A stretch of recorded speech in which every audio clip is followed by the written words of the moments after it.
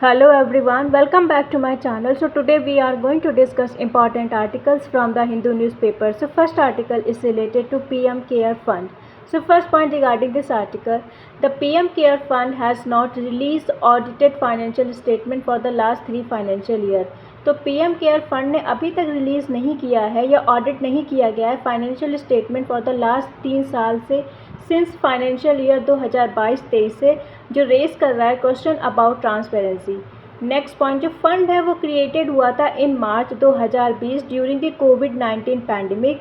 किस लिए? To provide financial help during public health emergencies and other disaster. ये एक पब्लिक चैरिटेबल ट्रस्ट है और ये चेयर्ड बाय होता है prime minister of India. Next point, जो फंडिंग होती है वो इंटायरली कहाँ से आती है? फ्रॉम वॉलंटरी पब्लिक डोनेशन होता है। ये रिसीव नहीं करता है money from consolidated fund of India. Next point, जो latest publicly available audited report है फॉर फाइनेंशियल ईयर 2022-23 के लिए, वो शो करता है एक ओपनिंग बैलेंस फॉर ₹5,415.65 करोड़। जो वॉलंटरी कंट्रीब्यूशन कितना आया? 909.64 करोड़। टोटल रिसीव कितनी है? 6,723.07 करोड़। और टोटल एक्सपेंडिचर मतलब कितना खर्च हुआ? 439.38 करोड़। और क्लोजिंग बैलेंस कितना हुआ? 6,283.68 crore. Next point, no audited financial statement have been public after financial year 2022-23, मतलब अभी ऑडिटेड फाइनेंशियल स्टेटमेंट नहीं आया है आफ्टर दी 2022 और 23 फाइनेंशियल ईयर के बाद, जो लीड कर रहा है demand for greater accountability. Next point, जो ट्रांसपेरेंसी एक्टिविस्ट हैं वो आर्ग्यू करते हैं जो regular publication of audit report है वो इम्पॉर्टेंट है बिकॉज जो फंड है वो रिसीव होता है through donation from the public.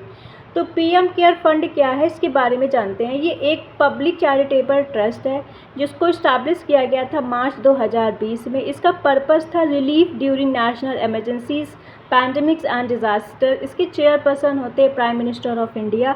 इसकी फंडिंग सोर्स कहाँ से होती है? वॉलंटरी पब्लिक कंट्रीब्यूशन ओनली होता है। गवर्नमेंट बजट, जो गवर्नमेंट का बजट होता है, इसमें कोई भी उसका कंट्रीब्यूशन नहीं होता है। आरटीआई स्टेटस क्या है? जो गवर्नमेंट है उसने मेंटेन करके रखा है कि जो पीएम केयर है वो not a public authority under the RTI act 2005। ये issue currently under judicial consideration है।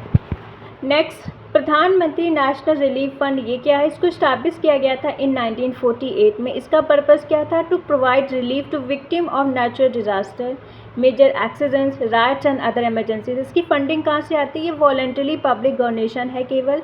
आरटीआई स्टेटस क्या? आरटीआई मतलब होता है राइट टू इन्फॉर्मेशन। इसका स्टेटस है अंडर द आरटीआई एक्ट। ये ऑल्सो अंडर जुडिशियल कंसिडरेशन, ये भी अंडर जुडिशियल कंसिडरेशन में है।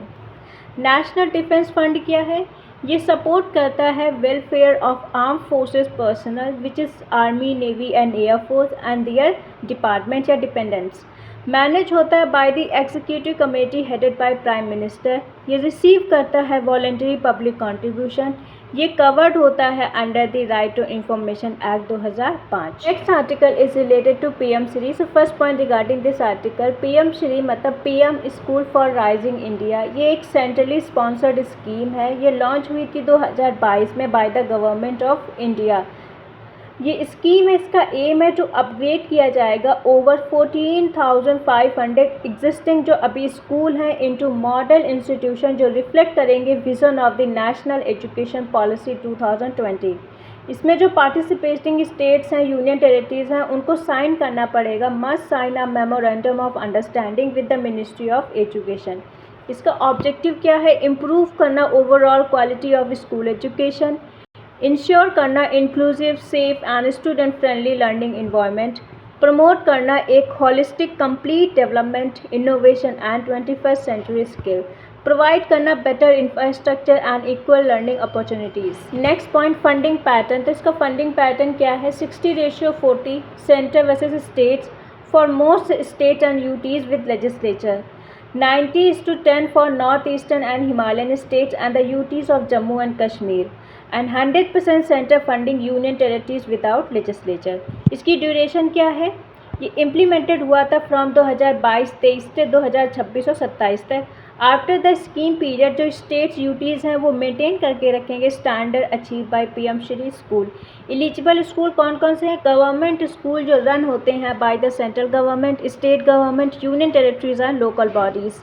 Eligible Kendriya Vidyalaya, Jawahar Navodaya Vidyalaya and operating from permanent campuses. Next important features क्या हैं? ये फोकस करेगा on experimental, inquiry based and learner centre education. ये डेवलप करेगा development of critical thinking, communication, collaboration and creativity. ये मॉडर्न इंफ्रास्ट्रक्चर इंक्लूडिंग कौन कौन से? Smart classroom, computer lab, science lab, skill vocational lab, libraries and Atal thinking labs. ये encourage करेगा green practices जैसे कि water conservation and waste management.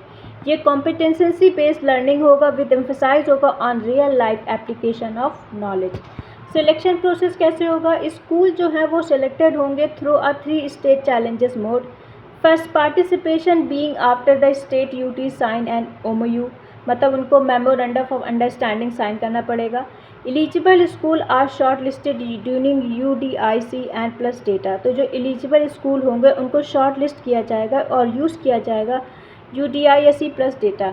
Final selection होगा based on the performance and recommendation by the expert committee. Next monitoring process, जो school performance है उनको assess किया जाएगा या एग्जामिन किया जाएगा through school quality assessment framework के अकॉर्डिंग, और रेगुलर इवैल्यूएशन होगा, इंश्योर किया जाएगा quality standard and continuous improvement.